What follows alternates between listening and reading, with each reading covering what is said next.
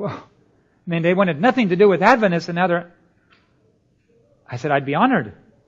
So I took his Bible. I didn't have my Bible with me, but I borrowed his Bible, and I presented a sermon on the sleep of the dead and waiting in Jesus Christ, and the hope that we have as Christians if we have a relationship of dependence and saving relationship with Jesus Christ.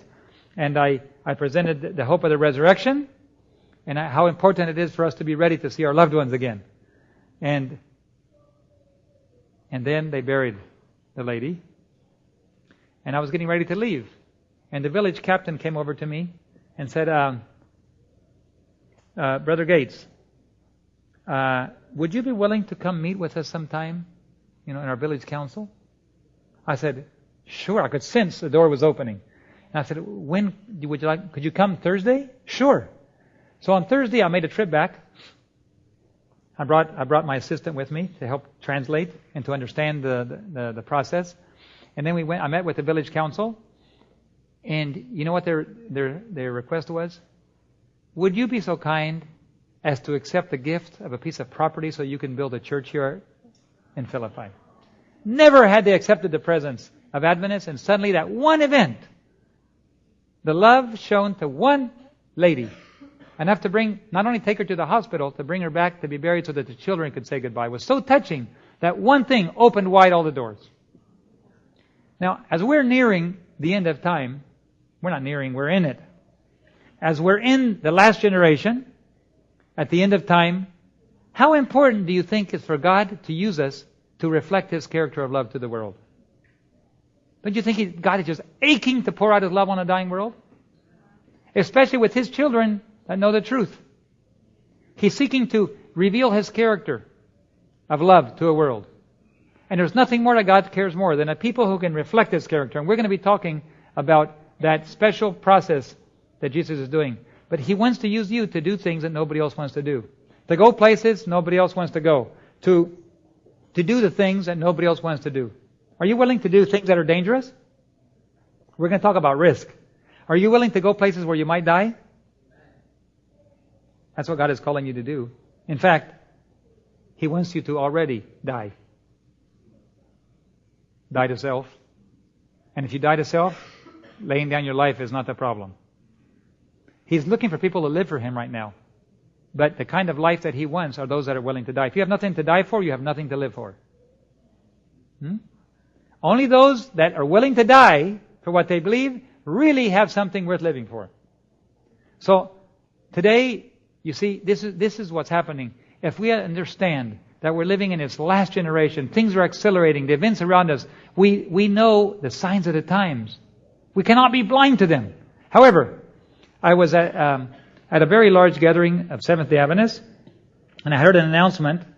It wasn't a bad announcement. It was a good announcement. It was meant to bring great joy. But unfortunately, I cried. Because if you understand the implications of the announcement, then you got a problem. You know what the announcement was? Based on the gross statistics that the church has, in 20 years, the Seventh-day Adventist Church will have 50 million members. There was a loud rounds of applause. The auditorium everywhere was applauding. There's two problems with that. If time should last 20 years, the earth will grow by 2 billion people. The population of the earth will grow by 2 billion people. Are we to be satisfied with 50 million? That's a normal growth rate. It means in order to grow to 50 million, by the way, you don't have to do a single thing. Just do what you're always doing. It'll grow there. It encourages inactivity. It encourages no change. It says, leave things alone just like you are. We will be 50 million in 20 years. Yay! Way great. Now I can live my life the way I've always wanted to live. There's another problem. It's not about the number of 50 million, even though that makes me sad because we need to be thinking billions now. It's too late to be thinking millions. All of the billions of people on the earth have to hear that Jesus is coming back soon. Our Protestant brethren, our Catholic brethren, our non-Christian brethren, all of the people that God is calling today and that are accepting God's call need to know that Jesus is coming back soon. and encourage them into a relationship with Jesus Christ. We're going to be neighbors in heaven. We better do our job if we plan to be their neighbors, because somebody else will get there before us sometimes. Right? Some other people that know less might make it to heaven before some of us that know more. Because if they are faithful to that which they know, they will be held accountable for that which they know. But some of us that know a lot are accountable for a lot. That's the problem with knowing a lot, with being privileged with a great light. So therefore, we have a short period of time, and if the second problem with, not the numbers, was 20 years. If I told you, in 20 years we will have 50 million members, would you be tempted to say, I have 20 years? Wouldn't you? Why, if my leaders tell me this, then I can relax, because in 20 years I will start getting serious again. Now, you understand that our leaders did not mean it in a negative way. Certainly godly leaders were intending a very positive thing. But I'm saying there's subtle implications to this. If you're not aware that the ship is sinking, then you're not worried about putting on your life jacket, and getting in a life raft. But if you're aware the Titanic is about to sink, you're going to be at least stop sleeping and get out and stand in line hoping you'll get a life jacket. You act differently when a ship is sinking. Would you act differently if you knew the ship was sinking? I've only been on a ship once. I got invited. My brother invited me to go to a convention on a ship, and I went. And it was a very interesting experience. I'm glad the majority of people on the ship were there for the convention, so it added a special tone, a special spiritual tone to it. But I've never been on a ship otherwise. But I kept thinking, what if a big ship goes down? What if the waters are cold and hostile? Man, what if you're down at the third or fourth story down inside when a ship is... What about during wartime when big warships go down? Huh? And I think of that ship that went down. It was crossing the Black Sea. And it was a ferry.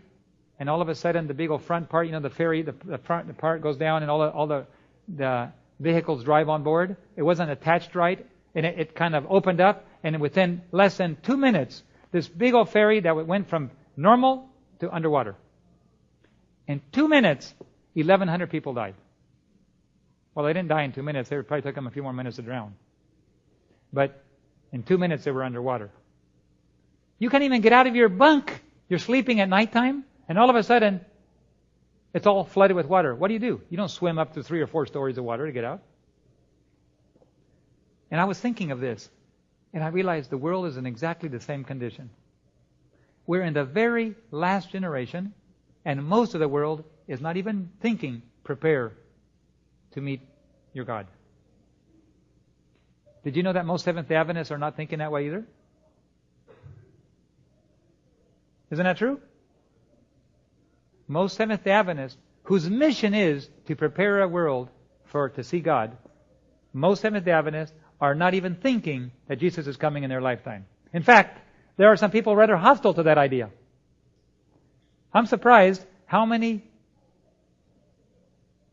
mature, experienced Seventh-day Adventists and some leaders, not all of course, but some are hostile to the idea that Jesus is coming back soon.